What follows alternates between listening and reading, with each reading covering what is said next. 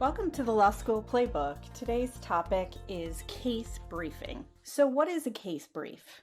A case brief is a document that you will create to organize your thoughts about a legal decision. You will search for different parts of the opinion that are important, and you will document those in your case brief. When you go to class, you're going to have your case brief so that if you get called on, you'll be able to quickly access the pertinent information from the case because you frankly won't have the time to go back and be reading through the case while the professor is waiting for your answer. So that's the gist of a case brief, and we'll be talking through the different parts of a case brief today. So what does a case brief consist of? Generally, the heading, which is the case citation, it tells you where to find the decision, the parties involved in the case, the procedural history or how we got to this point, the pertinent facts or material facts, the ones that matter for purposes of the judge's decision, the issue, so what's being decided in the case, the holding or the outcome, the rule that emerges from the case that could be used in future cases, and the rationale, the reasons for the decision. And then finally, it might include your ideas or questions that you have that you want to resolve through class or after class. So these are the brief components. And the best way to become familiar with case briefing is to read a case together. So we're going to do that today. We're using a fictitious case, which was based on a real case. Case reading and case briefing go hand in hand. So we're going to read this decision together, and then we're going to see what a brief might look like in this case. We're going to start by noting that the first party has the last name of Prince. Et al. It's just a fancy way of saying and others, right? So there's more than one person, and they are appellants. So that tells us we're in the Court of Appeals. It sounds like we've already had something occur in the trial court, and now we're at the appellate level. If you go up to the top, this 127 Ohio App 3rd 564 is where you might find the case. So I know you're looking at it in your case book, but let's say you wanted to find it. It's where anybody could find this decision. And so it used to be that we did our research in books, right? That we looked for and located cases in books. And these are called reporters. So this is a picture of a reporter, and that set of numbers there would tell you where in the reporter we might find the decisions. It would be 127, which tells you, okay, it's in the book with the 127 on the side. The Ohio App 3rd is the reporter that we're talking about here. So that's the set of books we're looking for. And 564 is the page where you would find it. So most times we use Westlaw or Lexis, and we find cases electronically, but we still organize them in the same book form. So that citation is the citation you could use and you'll plug in to find it on Westlaw or Lexis, but it's also where you could find it in a book. So I want you to picture these decisions as appearing in a book because that's really where they are, even though we access them electronically. Okay, so the parties' names. We already talked about Prince, and Kramer is the appellee. There's one person who's opposing the appeal, who's against the plaintiffs or the appellants here, and that's where we find them on this particular decision.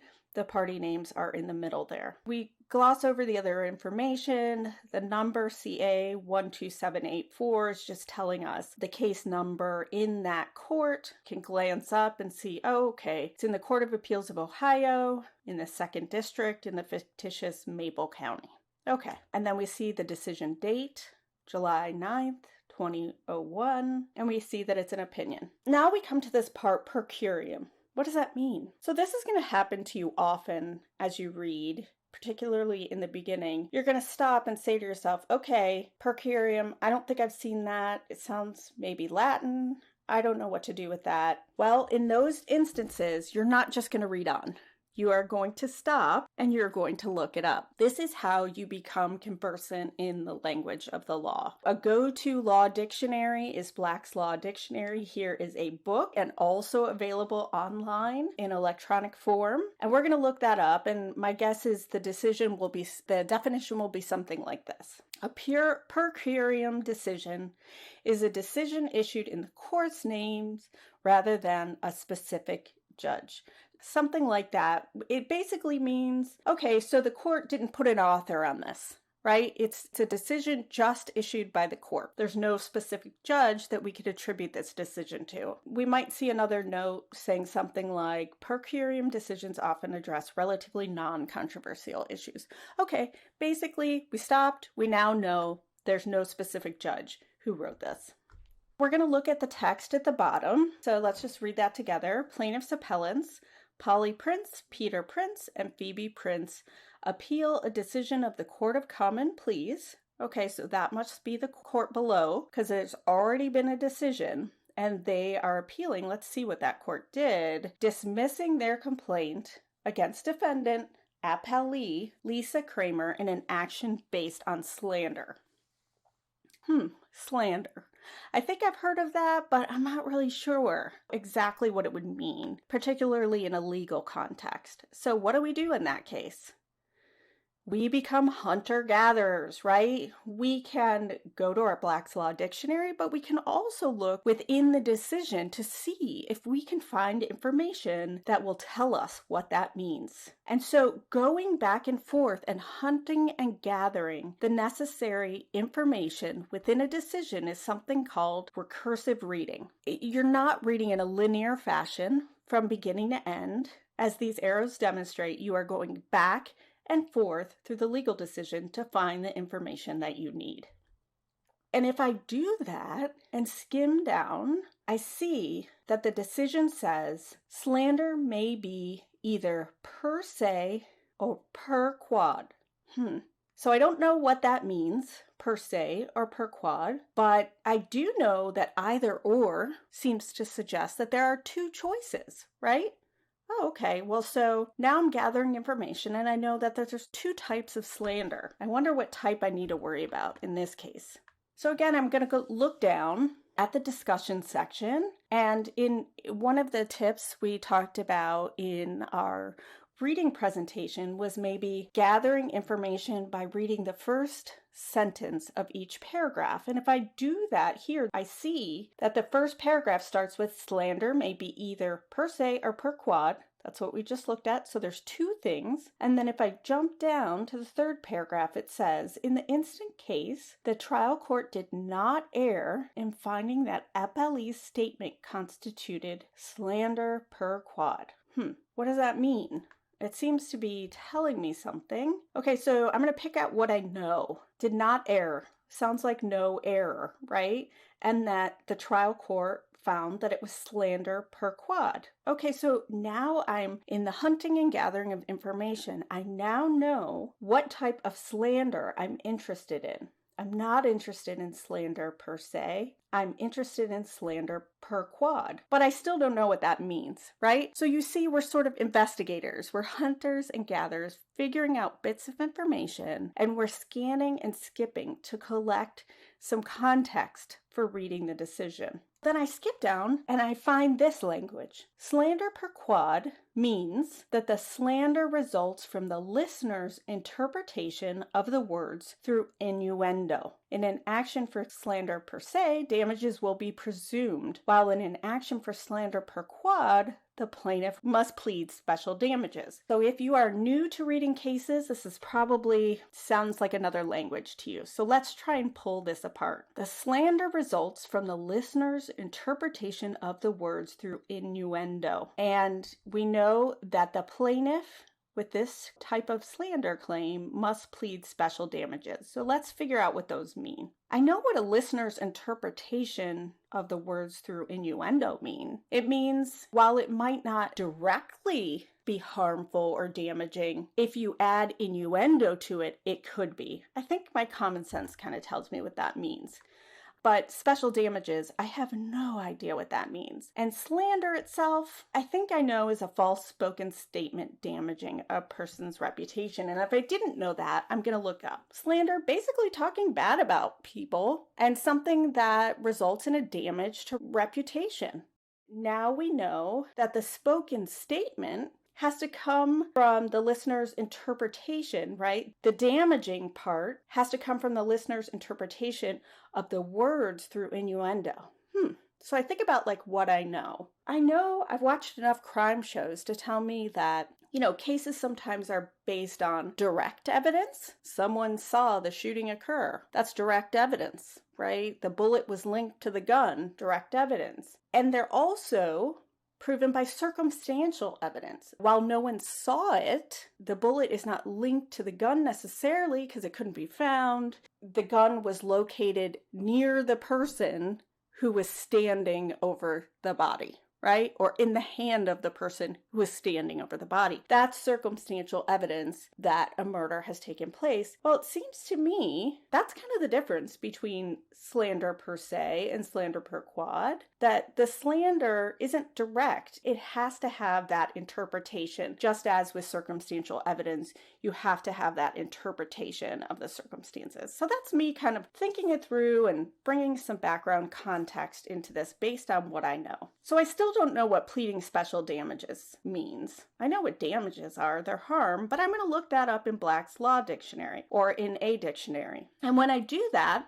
I'm going to realize that special damages means quantifiable monetary losses. So not some random amount, but losses that are quantifiable that could be proven through something like receipts or calculations. So things like medical bills, property damage, lost earnings. Okay, I'm figuring things out. I now know what special damages means. So let me assess what I know so far. Okay, so I know this involves a claim for slander per quad, which I know requires an inference. I know the plaintiff must have some form of measurable damages. And again, I know this is a slander per quad case, but I want to get to it now, right? So I have the basics. I want to know what happened here. That's when we go back up to the background. And we'll start at the beginning. We'll just read this together. The record indicates that appellants filed a complaint alleging that Polly Prince, a minor, has been slandered by et.al.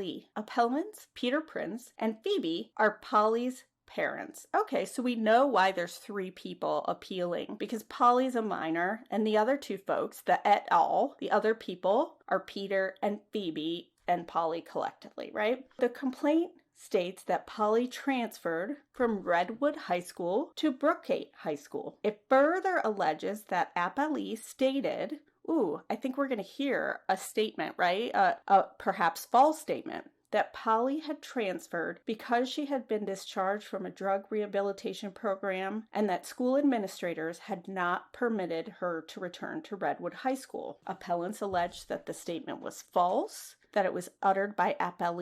with the knowledge that it was false, and that as a result of this statement, Polly Prince was injured in her high school activities and reputation. Okay, so let's pause for a second and see what that tells us. We know Polly's a minor, and we know that the allegation involves a statement about her transfer. And the allegation is, or the statement is, that she was discharged from a drug rehab program, and that was false. That wasn't true, and it damaged her reputation. So those are the allegations. And let's see what happened in the case so far, now that we have the basics. So we're going to go up to the section that's called the procedural posture, and you'll find it's not always delineated as a separate section. It is in this decision. It will be in the background somewhere. Basically, the court telling you, here's how we got here, here's how things stand, and here's what we're deciding in this case. So let's read this together. Appellee filed a motion to dismiss, so we know appellee is Kramer, who allegedly made the statement, filed a motion to dismiss on the ground that the statement constituted slander per quad rather than slander per se, and therefore appellants were required to plead special damages. So she's saying the statement is not just in and of itself damaging, that the plaintiffs had an obligation, because they have a slander per quad case, to plead quantifiable damages, special damages. Appellee's motion claimed that appellants had failed to plead such damages. They failed to tell the court, here's all the things up front, or here's the type of damages we're going to show in bringing this claim. And what did the trial court do in response to that motion? A motion, frankly, in just plain language, is asking the court to do something. So here, we know that the appellee was asking the court, or the defendant was asking the court to dismiss the case, right? Okay, so let's see what the trial court did. The trial court issued a decision dismissing the claim. So what does that mean? It means basically it's thrown out of court. It's dismissed, just like class dismissed. You go out, it goes out. The court stated that the complaint alleged slander per quad and that appellants had failed to plead special damages as required. Okay, so they agreed with Kramer that the claim couldn't continue because basically they failed to allege that they had these specific damages. Appellants say, no, we actually disagree, and so we're going to go to a different court to see what they think. And so they take it to the court above, which is the Court of Appeal, contending that the trial court erred. It made a mistake in granting the motion to dismiss. Actually, they should have been able to continue with this slander claim. So now we know that's what happened before, and that's where we are in this case. So the claim was dismissed. The claim was allegedly slander per quad. Special damages are required. So now we're going to go to the discussion. And this may be called different things in different decisions, but it's basically the section of the case where the analysis happens, where the court says, okay, we're going to figure out what the rule is, and we're going to apply it to these facts to reach a decision. In the instant case, appellant's statement could have been considered defamatory only by inference and innuendo. So what do we know? Let's just stop right there. We know, okay, that's a slander per quad case. This is the Court of Appeals talking, so we know that it's agreeing with the trial court on that. Only by inference or innuendo? So the trial court properly found that appellants were required to plead special damages. If I'm going to stop and predict, I'm going to think this case is about whether or not they pled special damages, because the trial court said, no, there were no special damages, therefore the case needs to go out. And they're saying, no, trial court, you're wrong. We're going to go to the Court of Appeals, and we want the Court of Appeals to find differently. So I think this case might be about their ability to prove special damages, or their pleading special damages. However, we do find that the trial court erred. Okay, so the court agreed with the lower court that they were required, but we do find the trial court erred or made a mistake in concluding that appellants had failed to satisfy the pleading requirement. Special damages are, sounds like a definition to me, something I want to pay attention to. The court is defining the term that I previously looked up. Special damages are damages of such a nature that they do not necessarily follow as a consequence of the injury complained of. What does that mean? To me, that means that it's kind of a broad definition. Do not necessarily follow. They include other things. The main point I think the court is trying to make is, they don't have to necessarily be a direct consequence, but they have to be something that's measurable. Okay, and then we note in the instant case, okay, so the court talked about the rule, and now the court is going to see how that rule plays out in this case. So in the instant case, appellant alleged that she had been damaged in her high school activities. Is that something that's quantifiable? I'm not sure. We find that this could be construed as an alleging an impairment of educational opportunity and therefore of occupational opportunity. So, that's kind of hard to parse. Let's see what we think it means. Occupational opportunity, and occupation we know is your job, right? So if you're damaged related to your job, that would be quantifiable, right? It might be lost wages. It might be, something that you made annually. It might be future earnings, but whatever it is, it's not a random number. We can figure out that cost. And so the court finds the trial court erred in finding that appellants could prove no set of facts that would entitle them to recovery under the facts alleged. So the court says the trial court made a mistake in throwing this out. So this Court of Appeals is equating the plaintiff's education with an occupational opportunities. Let's infer. Let's think about what the court is saying. We're not just glazing over it and reading in a passive way and getting the gist.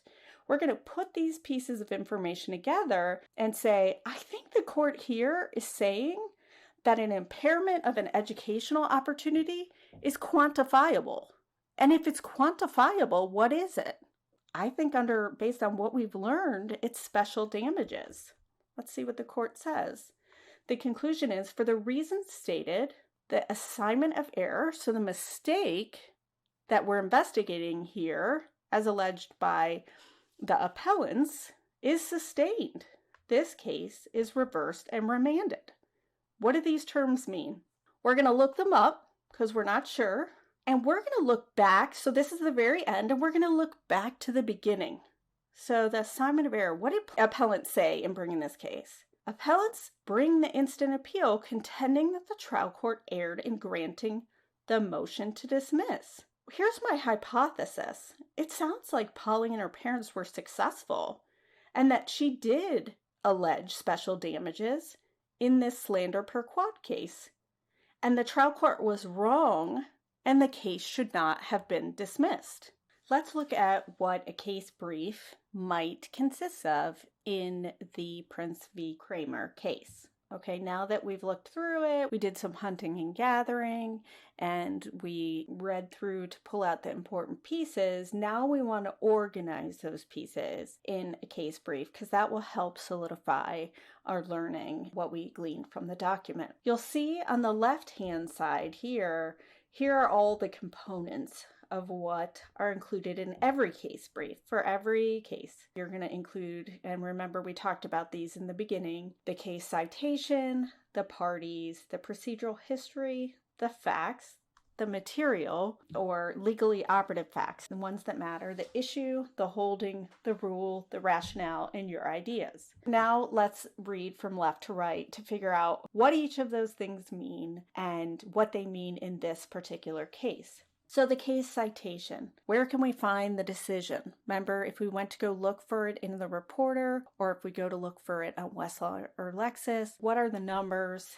and the reporter we could use to know that we can find it in this place? And it also tells us which court decided this case. So here it would be the parties' names, Prince v. Kramer, and the site we know is 127 Ohio Ave 3rd 564, and we know it's the Court of Appeals, and the year is 2001. So the parties, it's helpful to jot these down in a case brief because it helps you keep track of things, especially, in a lot of cases, it's very complicated if there's multiple parties to keep track of who everyone is. So here we know that the parties are Polly Prince and her parents. So they are collectively the appellants. They were plaintiffs in the case below. And Lisa Kramer was the defendant in the court below, and she's an appellee. So the procedural history, you remember we looked at that and we said, okay, what happened in the case so far? What brings it here and what is the court deciding? So we know that a motion to dismiss was granted by the trial court, dismissing appellant's claim of slander, and they disagreed with that decision, so they brought it up to the Court of Appeals to look at the decision that the trial court made. Okay, the facts. Which facts or what facts matter to the decision? I'm going to spend a minute talking about the facts because I'm going to be honest with you. The facts are the student's comfort zone in the beginning. They will be your comfort zone. This is what you get. It's not Latin. It's not an unfamiliar legal term. The facts, the gist of the case, if there was a barroom fight here, if someone was saying bad things about someone else, this is going to be the part of the decision that you understand. And so you are going to want to include a whole lot of facts, maybe all the facts in your brief. But not all legal facts are created equal. Right? In a decision, there's often many facts that are there just for purposes of storytelling or setting the scene. Those are background facts. They help create a picture, but they are not necessarily pertinent to the legal decision made. So an example might be, and I'm just pulling this off at the top of my head, on Saturday morning, such and such occurred, right? Someone said a bad statement about somebody else. Does it matter that it was on a Saturday? Probably not. So that's a fact that might be included, but it shouldn't appear in the facts section of your brief. So you only want to write down and include the facts that the court used to reach the decision. Here, in the Prince case, what facts mattered? Well, what mattered in the slander case was what was said. And we know that Kramer is accused of saying Polly Prince was just released from drug rehab. And If you hear that, you think, oh, well, she must have been engaged in some illegal drug use, right? That's an inference that we could draw from the drug rehab statement. And the fact that another thing that could be included here is that she transferred because administrators wouldn't attend the school she was previously attending. So those facts mattered to the decision. The issue is, what's the court deciding? What's at issue? What's the court considering? And in this case, that would be whether the claim was a slander pro quod case or a slander per se claim. And if it is slander per quod, as the court below found, then did plaintiff claim the special damages, or the appellants claim the special damages? And we know those are quantifiable damages. What did the court decide? The court said yes. You relied on the listener to infer. This isn't directly slanderous, but if you infer that illegal drug activity took place and that Polly Prince engaged in that, it's slander pro quod. The trial court got that right. But then the Court of Appeals said, well, when it comes to measurable damages, we disagree with the trial court. And we find that Polly Prince was deprived of an educational opportunity, at least that's her allegation, and that's equivalent to an occupation. And occupational damages could be measured, and so educational damages could be measured, right? Because the court said, under its rule, damages are broadly construed here, right? So the rule is something that will impact future decisions. So the rule in the case is never going to be specific to the case. So the rule isn't going to be Polly Prince was harmed by Lisa Kramer's statement. It's never going to be something like that. Instead, it's going to be a rule that's general enough that it could address similar future cases. Here we learned that the damage to high school activities is an educational opportunity. And an educational opportunity is like an occupational opportunity. It can be measured. In this rules section, particularly when you're starting out, I just jotted down a few things here, but you're going to want to make it a sentence that you might be able to use in future cases in your own words, right? You're gleaning the rule from the case. So if I had to create a rule from this case, I would say that damage to high school activities is an impairment of educational opportunities, which is measurable, similar to an occupational injury, right? Something like that. Occupational damages. Something like that. I just created that off the top of my head, but you are going to work on pulling rule statements. What did I learn in this case that I could use in future cases from the cases? Okay, from the various cases that you read. Okay, the rationale.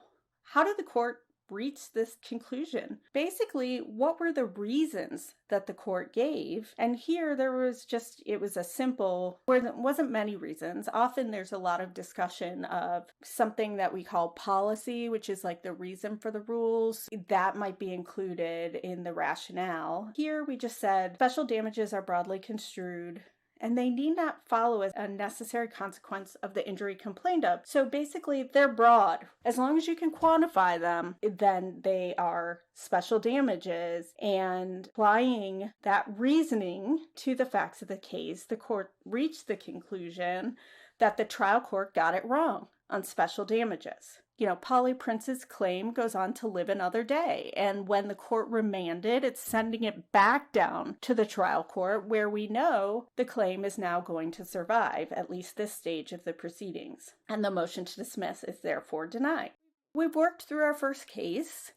Not easy. It's a mental workout. It should be a mental workout. You're never going to approach a case, likely during at least the first semester, and know exactly what it says. It requires you to be a hunter-gatherer. It requires you to do some detective investigatory work. And this is the way it's supposed to be. It's supposed to be a struggle. What else might you include here?